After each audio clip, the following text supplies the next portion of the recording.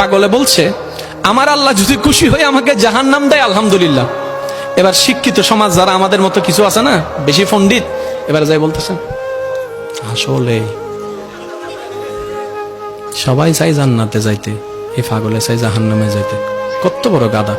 পাগলে মুস্কি হেসে বলে যায়, হ্যাঁ ঠিকই বলছেন, আপনাদের মতো সুস্থ আমি হতে চাই না, এই পাগলেই থাকতে চাই। এবার তাদের একটু টনক লটলো, কই কেন? সবাই চাই জান্নাত, তুমি চাচ্ছ জাহান্নাম।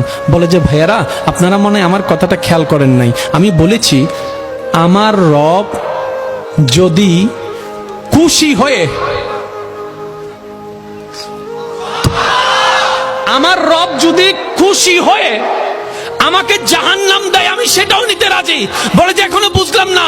পাগল বলে জ্ঞান দিয়ে রবের বিষয় বোঝা যায় না, দিল দিয়ে বুঝতে হয়। আরে শুনো, রব যখন খুশি হয়ে যাবে জাহান্নামটা জান্নাত হয়ে যাবে, রব যখন নারাজ হয়ে যাবে জান্নাতটা জাহান্নাম হয়ে যাবে।